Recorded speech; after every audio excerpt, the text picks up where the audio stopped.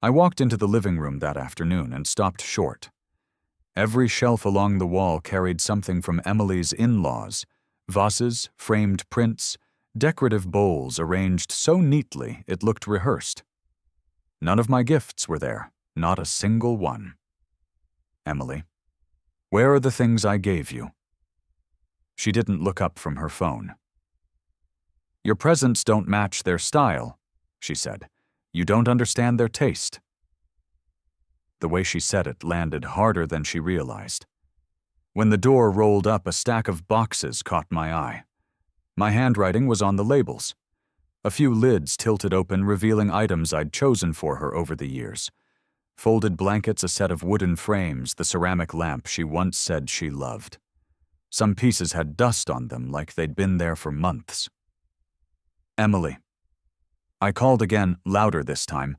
Her footsteps came down the stairs, abrupt and impatient. What now, Dad? I pointed at the pile. These were in your living room last year. Why are they out here? She crossed her arms. I was going to reorganize. You're reading too much into it. Reorganize. The word slipped out before I could soften it. They've been shoved out of sight. She let out a breath, long and sharp.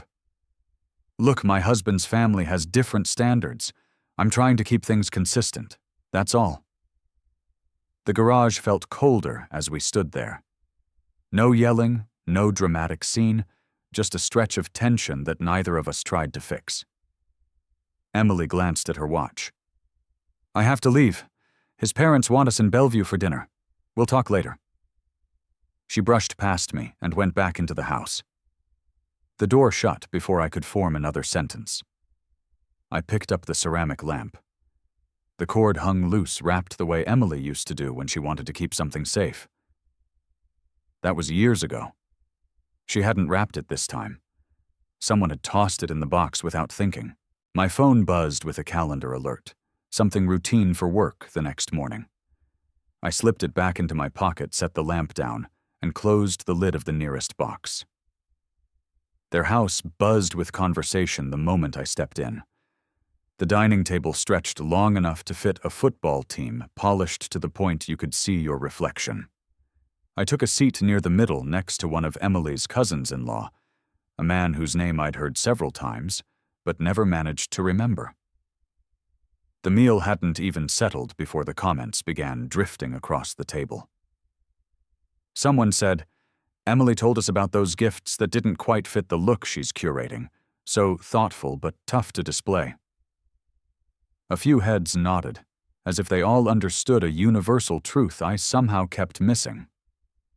Another relative jumped in with a grin. She said the presents from her dad's side are adorable, just tricky. Hard to place anywhere. No one meant to insult me directly. They didn't need to. The message sat right there in the open, wrapped in polite laughter. I kept my posture straight, listened without changing expression, and let the words roll past. Years in engineering teach you how to hold a neutral face when something malfunctions. Emily avoided eye contact. Her fork scraped gently across her plate, and she moved food around more than she ate. After the main course, I excused myself and stepped out to the patio.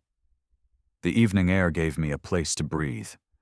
Bellevue lawns looked manicured even in December, trimmed and shaped in a way that felt rehearsed. A voice called from behind. Michael, is that you?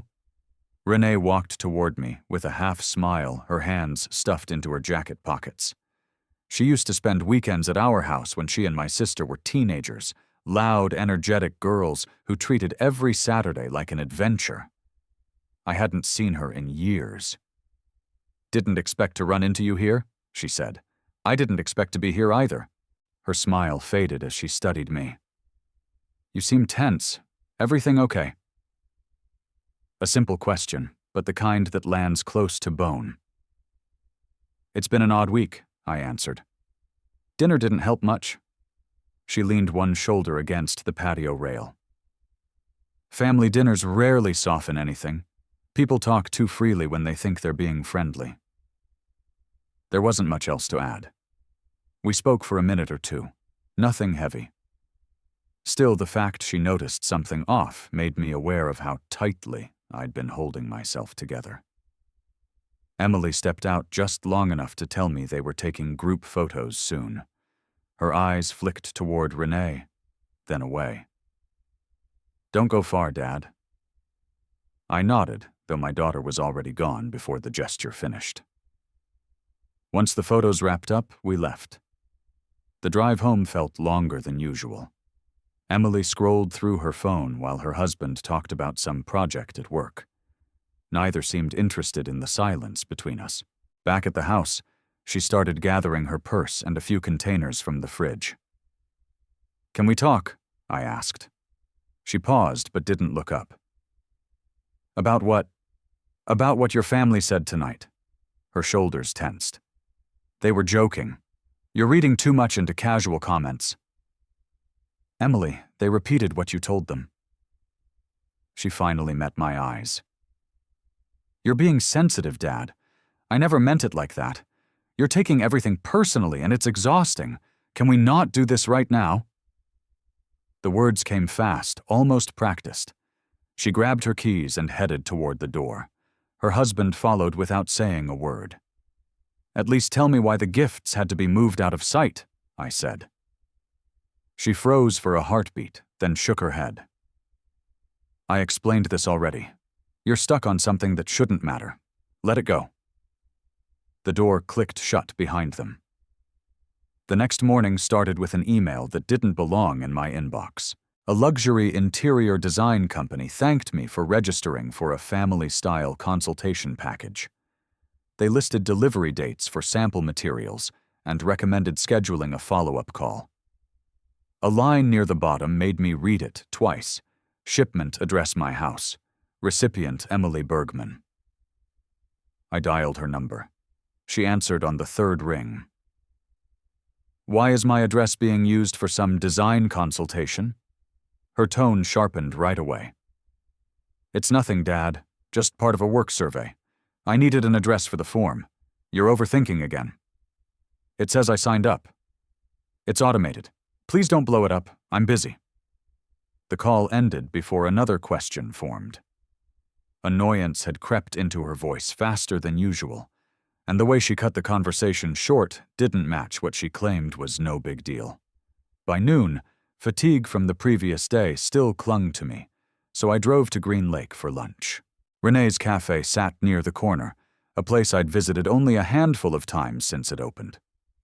She spotted me the moment I stepped through the door and came over with a small nod.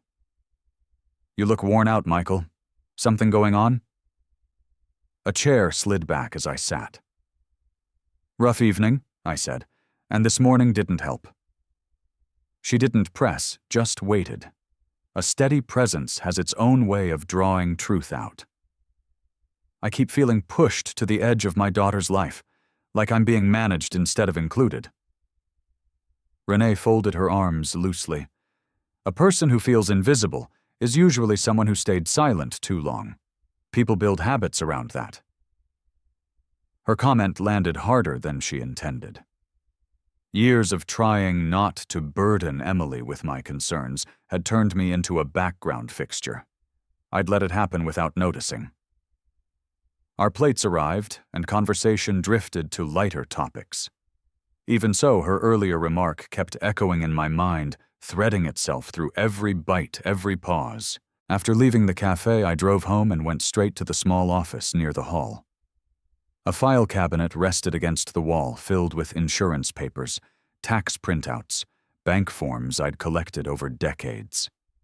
Sorting through folders had always calmed me, but that day my hands moved with a different purpose. The folder marked "Property Copies" felt lighter than usual. A glance confirmed what instinct already whispered several pages were missing. Not stolen, just gone. The photocopy of my deed, the one the bank used for refinancing 2 years back, had been tucked into that pocket. Now the pocket lay flat. Another document, an appraisal summary, wasn't there either. I sifted through neighboring files, hoping they'd drifted into the wrong spot. Nothing turned up. A memory stirred weeks ago. Emily said she needed a separate set of documents for conversations with a family counselor. She didn't specify what documents or why that counselor needed them. I'd ignored the unease, chalking it up to her wanting order in her married life. Now the story didn't sit as neatly. Could she have taken them? Maybe. Did she misunderstand what they were for? Possibly. Doubt crept in one small thread at a time, weaving itself into a knot that tightened with every thought. Another explanation existed. Maybe I misplaced the papers myself. That idea gave me a minute of comfort until I realized how rarely I touched that folder. I knew its weight. I knew its shape. Something had shifted. My desk chair scraped slightly as I sat staring at the half-open drawer. The missing documents alone didn't prove anything yet. Paired with the odd consultation email and yesterday's conversations, the pieces no longer lined up cleanly. Emily's frustration earlier replayed in my mind. Her defensiveness, the speed at which she dismissed everything. It all might have been simple impatience. People snap when overwhelmed. Still, a small alarm bell rang somewhere, deep, faint, but persistent. I closed the drawer, then reopened it just to be certain I hadn't overlooked a folder. The same result greeted me. Nothing. There's a point where suspicion feels like stepping onto thin ice. You move slowly, hoping it holds, knowing one wrong shift could send you through. That's where I found myself stuck between trusting what I saw and wanting badly to believe my daughter had no reason to hide anything from me. Still, those scattered hints from the last few days refused to dissolve. The call came early, before I'd finished a second cup of coffee. A familiar name appeared on the screen, Mark Linton, a real estate agent I'd worked with years ago. "Michael," he said the moment I answered, "I need to confirm something with you. I received a request from your daughter regarding a consultation on household ownership restructuring. Since you're the primary title holder, I can't move forward without your approval." His words drained the room of sound for a beat. "She contacted you directly?" "Yes. She submitted preliminary paperwork yesterday. Nothing final, but it suggests changes to the deed for long-term planning. I wanted to check with you before doing anything." A slow burn crawled up my spine. The email from the luxury interior company hadn't been a random mistake. "Send me whatever she submitted," I said. "I need to see it." "Will do. Just let me know how you want to proceed." We hung up. My hands rested on the table without movement. Whatever Emily had been telling me about work surveys had already crossed into something else, something that touched the house I'd built my life around. Driving home later that evening, I gathered the mail from the porch. Mixed in with the usual envelopes sat a shipping invoice. The recipient was Emily. The delivery address was the Bergman residence. My address appeared as the billing source. It listed several decor samples matching the consultation email from the day before. The pattern sharpened with each detail. My frustration rose enough that I called her immediately. She answered with a clipped, "What's wrong now, Dad?" "Why am I getting invoices for your shipments? You used my information again." Her reply hit hard. "Stop digging into things that don't concern you. My marriage is my life. You keep invading it." "This isn't about your marriage. My name is tied to charges and requests I never approved." She fired back without hesitation. "You're exaggerating everything. You always do this, turn something small into a crisis." I tried to steady my tone. "I'm asking for honesty, and I want the documents you took." A beat of silence passed before she snapped. "What documents?" "The property copies. They're missing, Emily. You said you needed them for a counselor. Where are they?" Her breath hitched, not from guilt, but anger. "I can't believe you're accusing me. You think the worst of me every time. Why do you do that?" "I'm trying to protect what's mine," I said. She began crying, sudden, sharp, loud. "You never trust me. Never. You always assume I'm lying." Her husband's voice murmured something in the background. She lowered the phone, then returned. I can't deal with this. I'm staying in Bellevue tonight. The line cut before I formed another sentence. I stood in the hallway with the phone still in my hand, the unresolved argument pressing against my ribs. A familiar cycle repeated. She cried. I backed down. This time I didn't move. Something in the conversation had crossed a line I couldn't ignore. The office drawer felt heavier when I pulled it open again. I removed the folder marked Property Copies and set it on the desk. The top corner, once secured by a staple, had been pried apart. Inside the section, dividers had shifted.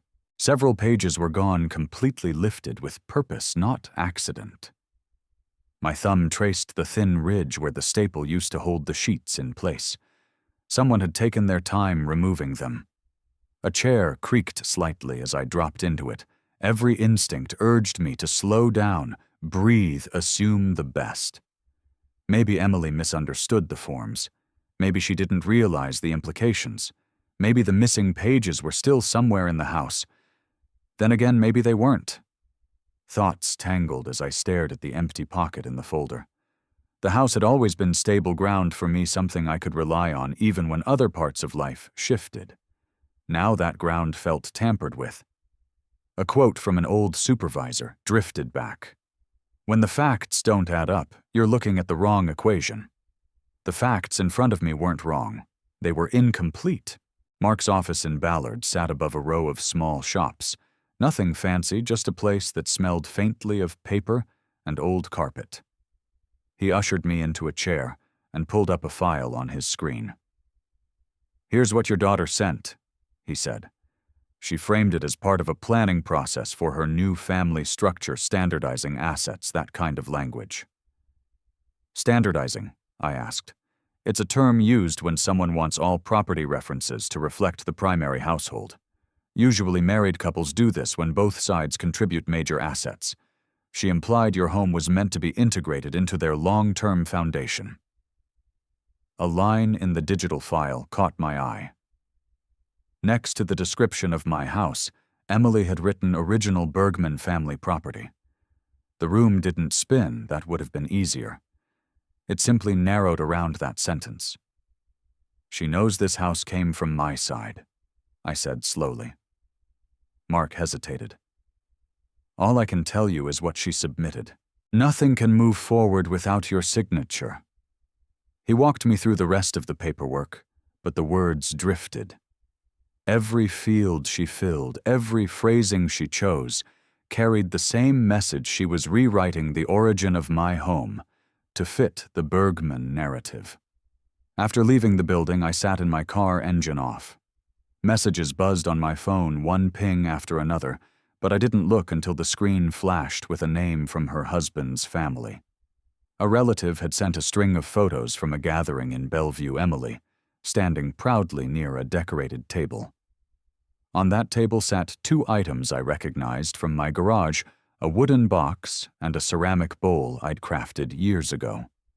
But the captions under the photos read, "Gifts from her husband's partners." The air caught somewhere between my chest and throat.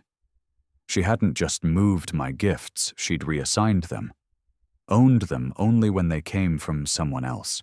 I closed the message thread and leaned back, letting the silence fold around me. The feeling wasn't anger, not first. It was erasure. A slow, dull scraping that stripped pieces of fatherhood one gesture at a time. Evening settled by the time I reached home. A knock sounded not long after Renee holding a covered dish. "Thought you might want dinner," she said. Her eyes scanned my face, then the slump of my shoulders.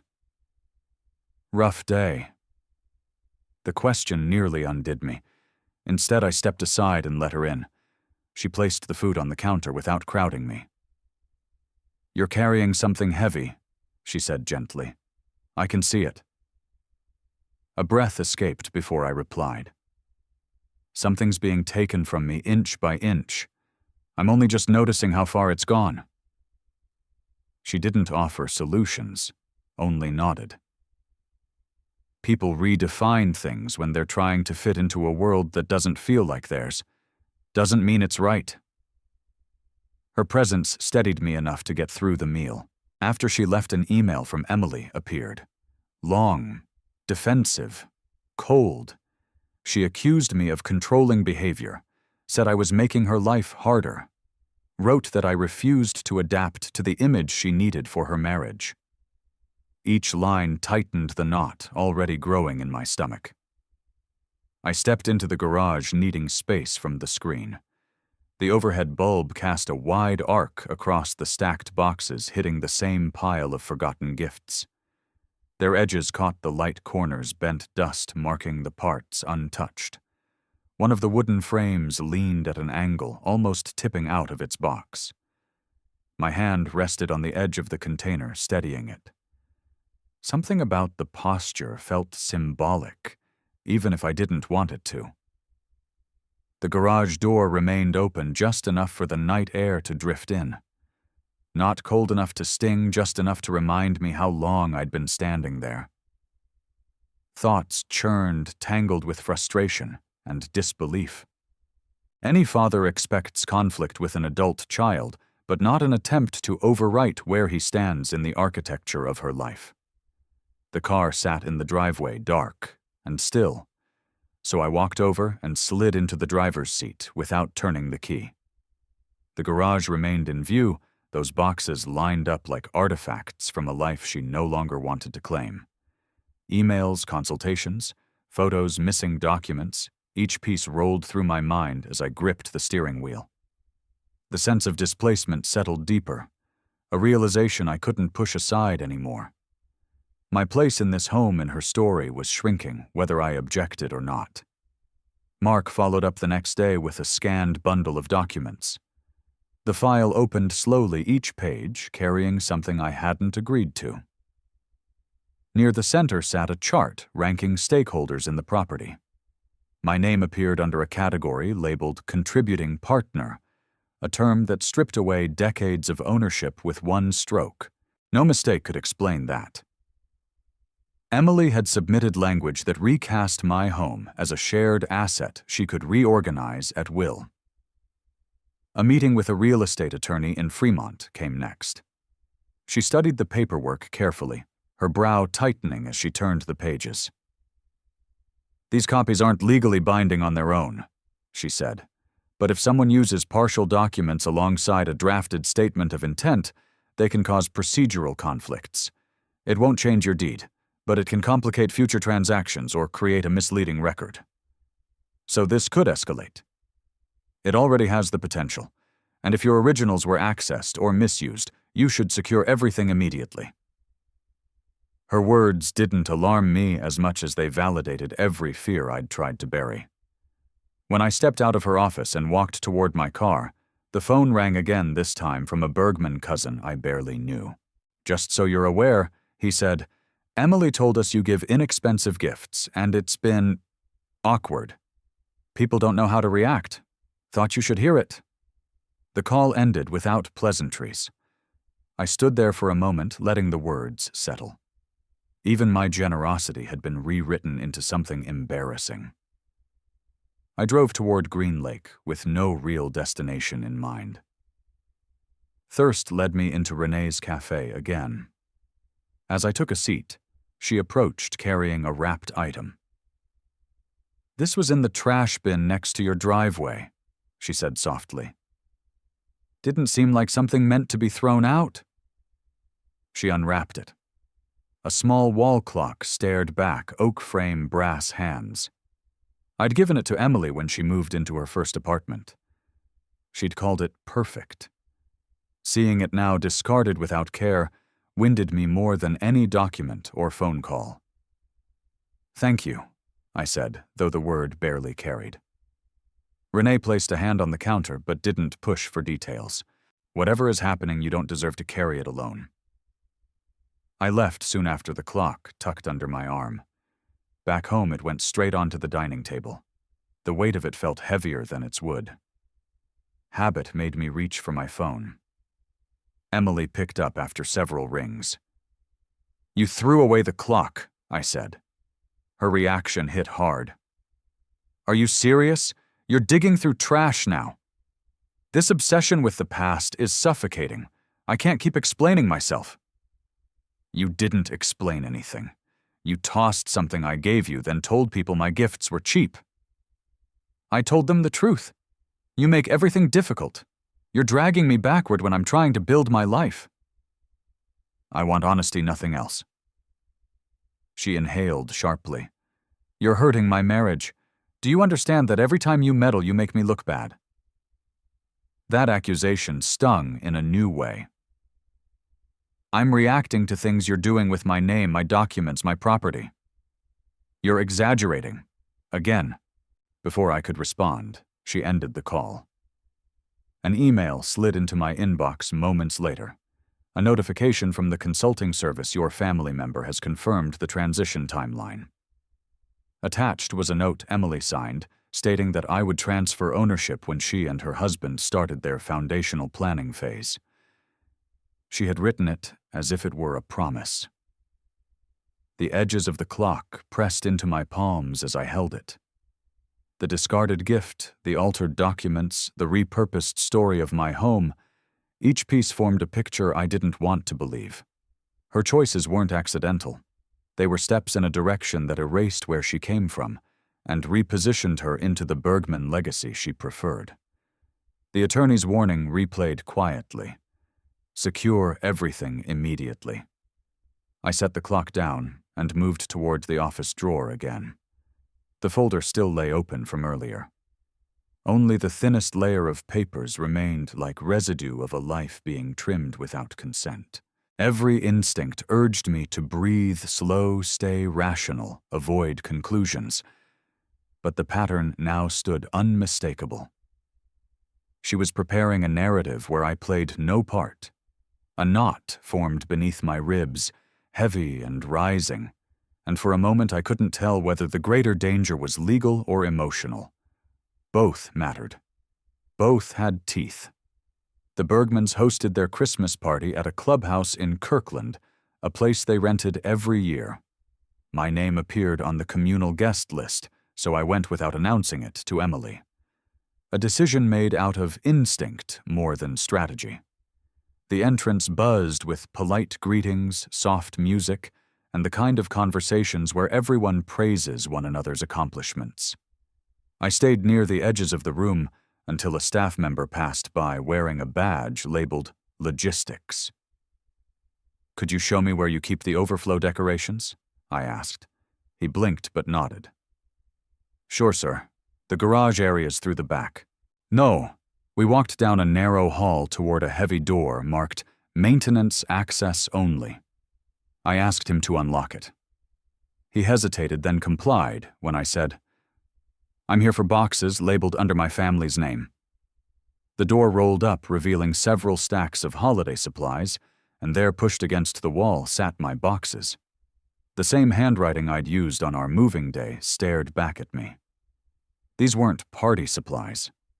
They were the gifts Emily once said she cherished. Can you wheel these out? He brought a dolly, loaded the boxes, and followed me back toward the main room. Conversation slowed as people noticed us. Eyes tracked the dolly, then landed on the labels, my name on every side. Emily stood near the dessert table, a glass of sparkling cider in hand. The moment she saw the boxes, her face drained of color. Emily. I called not loudly, just firmly.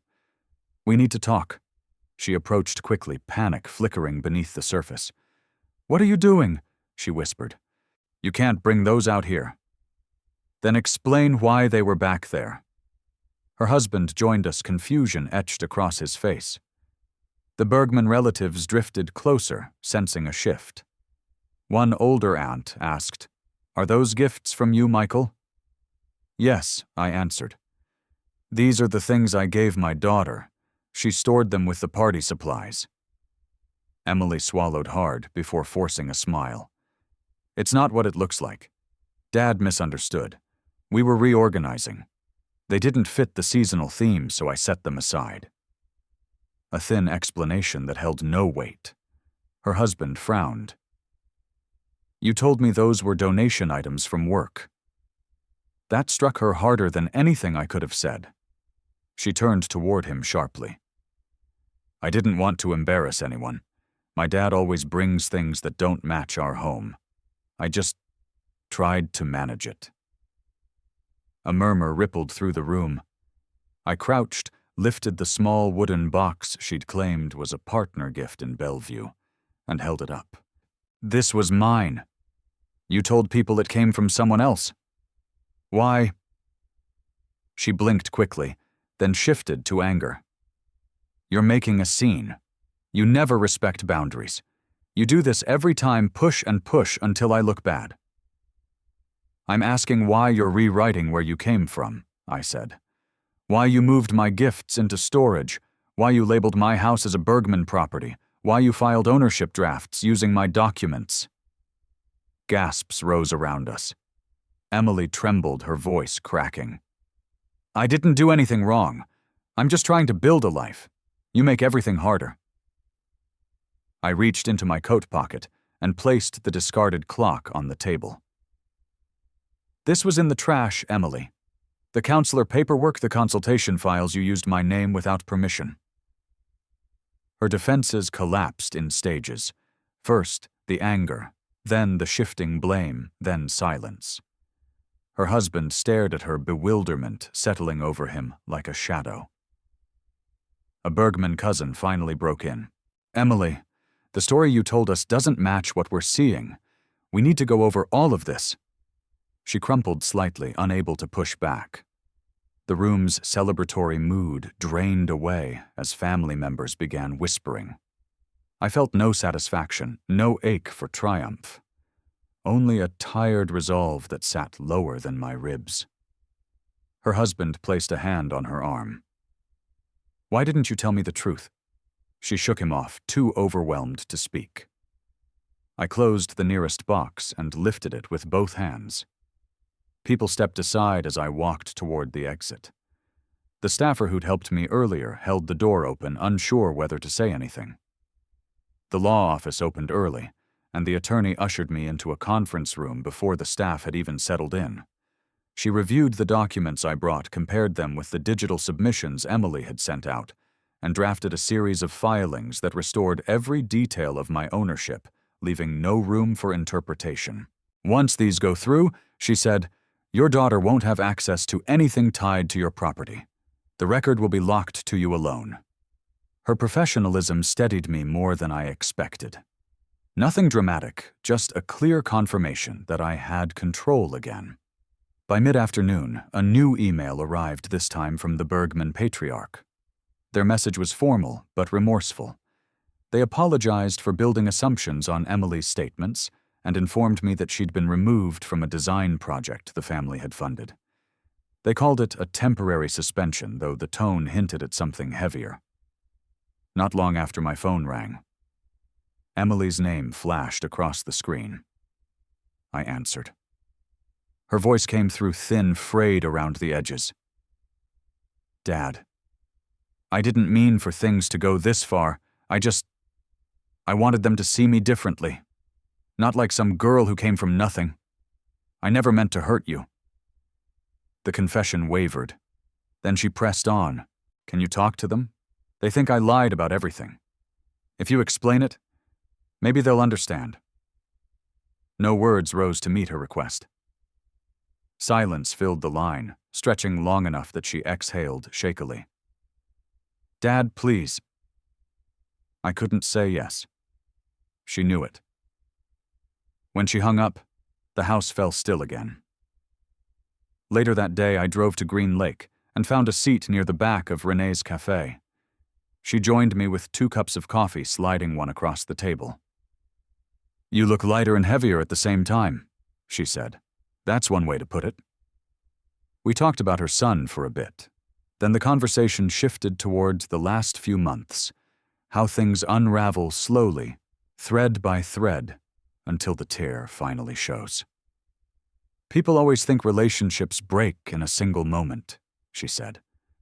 But most of the time, the fall starts with a series of small decisions that pull 2 people in different directions. She didn't say Emily's name, didn't need to. A calm settled between us, not comfort exactly, but something close to clarity. Over the next few days, I stayed home and rearranged the living room. The boxes I'd carried out of that Kirkland clubhouse sat waiting near the doorway. One by one, I unpacked each gift I'd once chosen for Emily. Nothing extravagant, simple objects tied to moments when our bond had felt solid. A frame went on the shelf.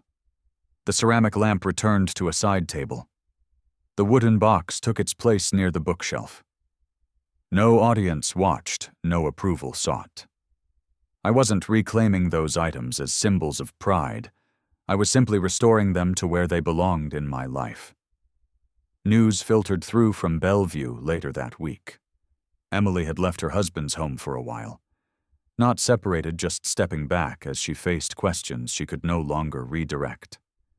Her silence surprised me, not a word since her call, but perhaps she needed it more than I did. My routine resumed in small increments.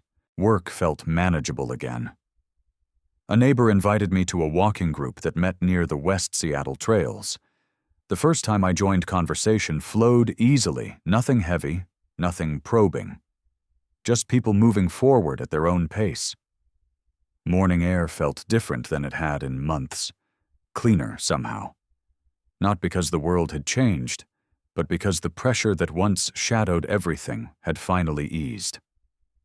One evening after finishing some chores, I slipped on my jacket and headed for the door. The house hummed faintly with the familiar rhythm of a place finally restored to its balance. I checked the lock on instinct, then stepped out onto the sidewalk. No revelations followed, no dramatic triumph. Just a long breath, a steady stride, and a sense that whatever the next season held, I had room to meet it on my terms.